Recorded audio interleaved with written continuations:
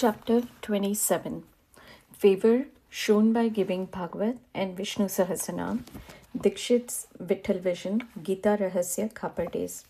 This chapter describes how Sai Baba favored his devotees by granting them religious books after he had touched and consecrated them for Parayan, that is, reading regularly, and certain other matters. Preliminary. When a man takes a plunge into sea, he gets the merit of bathing in all the tirthas and sacred rivers. Similarly, when a man takes refuge at the feet of the Sadguru, he gets the merit of bowing to the Trinity, that is, Brahma, Vishnu, and Mahesh, and also Parabrahma. Victory be unto Sri Sai, the wish-fulfilling tree and the ocean of knowledge, who gives us self-realization. O Sai, create in us reverence for your stories. Let the readers and audience devour them with the same relish with which the chatak bird drinks the water from the clouds and becomes happy. By listening to your stories, let them and their families get all the true and pious emotions. That is, let their bodies perspire, let their eyes be full of tears, let their breath be steady, let their minds be composed, let their hair stand on end, let them cry, sob, and quiver. Let their hostilities vanish. When these things happen, that is a sign of the grace of the Guru downing upon them. When these emotions grow in you, the Guru is most pleased and will certainly lead you on the path of self-realization. The best way, therefore, to get free from the shackles of Maya is our complete and wholehearted surrender to Baba. The Vedas cannot take you across the ocean of Maya. It is only the Sadguru who can do so and make you see the God in all creatures. Granting consecrated book. The various methods of imparting instructions followed by Baba have already been noticed in the previous chapters. In this, we shall deal with one aspect of it. It was the habit of some devotees to take to Baba some religious books of which they wanted to make a special study and to receive the same back from him after they were touched and consecrated by him. While reading such books daily, they felt that Baba was with them. Once Kaka Mahajani came to Shirdi with a copy of Ekanathi Bhagavad. Shama took this book to read in the masjid. There, Baba took it from him, touched it, and turning some pages here and there, gave it back to Shama and asked him to keep it with him. When Shama said that it belonged to Kaka and had to be returned to him, "No, no," replied Baba. "As I have given it to you, you better keep it. It will be of use to you." In this way, many books were entrusted to Shama. Kaka Mahajani, after a few days, came again with another copy of the same Bhagavad and gave it in Baba's hand. Then Baba gave it back as prasad and asked him to preserve it well and assured him that it would stand him in good stead. Kaka accepted it with reverence. Shama and Vishnu Sahasranam. Shama was a very intimate devotee of Baba, and Baba wanted to favor him in a particular way by giving him a copy of Vishnu Sahasranam as prasad. This was done in the following way. Once a Ramdasi, that is, follower of the Saint Ramdas, came to Shirdi and stayed there for some time. The routine he followed daily was as follows. He got up early in the morning, washed his face, bathed, and then, after wearing saffron-colored clothes and besmearing himself with sacred ashes, read Vishnu Sahasranam, a book giving 1,000 names in praise of Vishnu and held second in importance to Bhagavad Gita, an Adhyatma Ramayana, that is, esoteric version of Rama stories with faith. He read these books very often. After some days, Baba thought of favoring and initiating Shama with Vishnu Sahasranam. He therefore called the Ramdasi to him and said to him that he was suffering from intense stomach pain, and unless he took Senapods, that is Sonamukhi, a mild purgative drug, the pain would not stop. So he should please go to the bazaar, that is market, and bring the drug. The Ramdasi closed his book and went to the bazaar.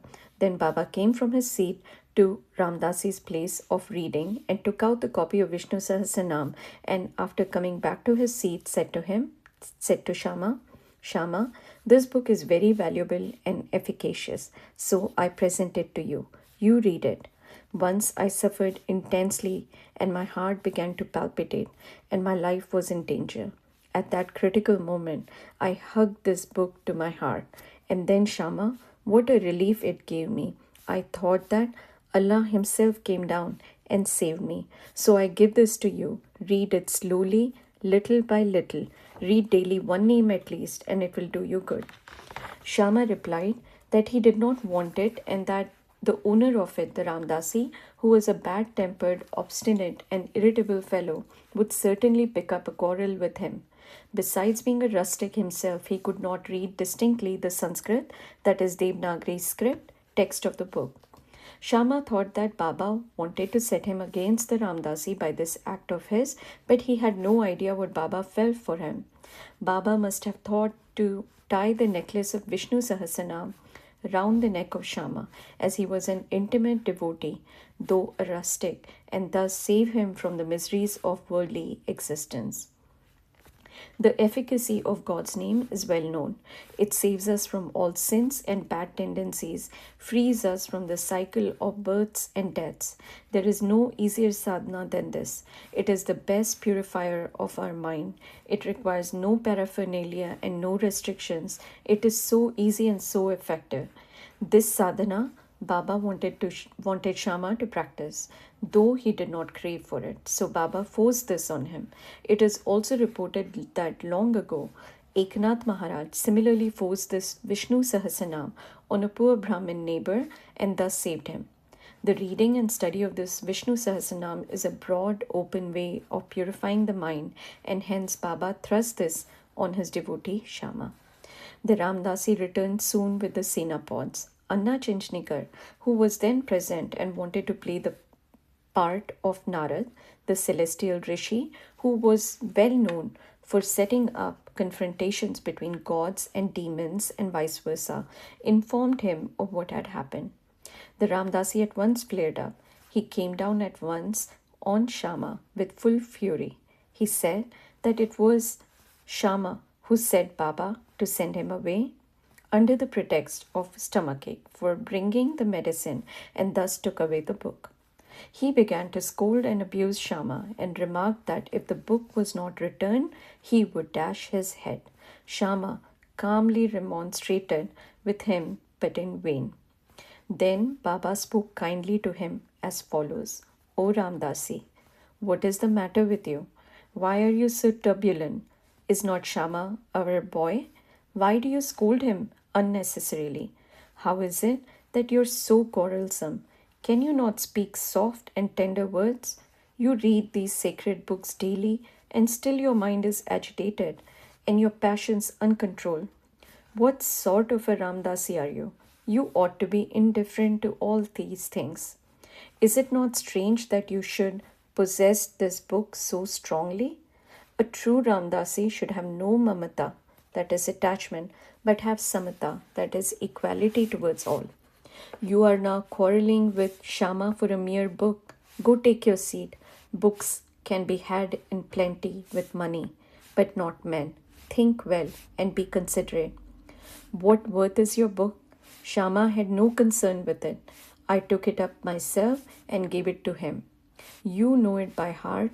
I thought Shama might read it and benefit thereby, and so I gave it to him.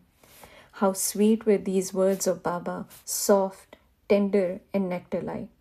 Their effect was wonderful.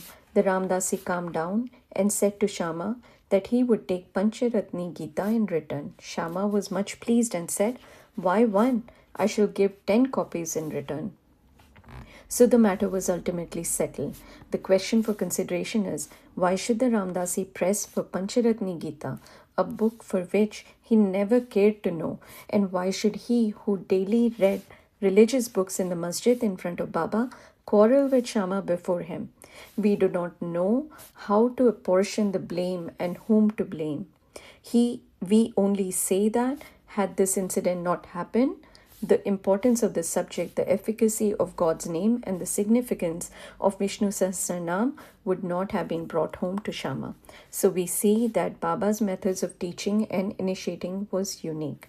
In this case, Shama did gradually study the book and mastered its contents to such an extent that he was able to explain it to Professor G.G. Narke, M.A.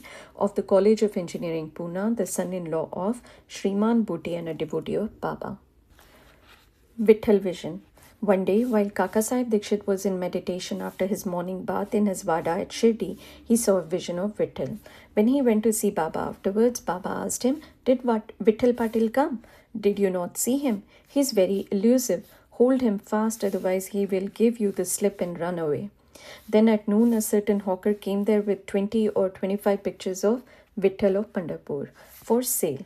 Mr. Dikshit was surprised to see that the form of Vittal he saw in his meditation exactly tallied with that in the picture, and he was also reminded of Baba's words. He therefore bought one picture most willingly and kept it in his shrine for worship. Gita Rahasya. Baba always loved those who studied Brahma Vidya, that is metaphysics, and encouraged them. To give an instance, once Bapu Sahib Jog received a post parcel. It contained a copy of Gita Rahasya by Lokmanya Tilak. Taking it under his armpit, he came to the masjid and prostrated before Baba. When the parcel fell at Baba's feet, Baba inquired what it was. It was opened then and there, and the book was placed in Baba's hand. He turned some pages here and there for a few minutes and took out a rupee from his pocket, placed it on the book, and handed the same with the rupee to Jog, and said to him, "Read this completely and you will be benefited." Mr. and Mrs. Khaperde.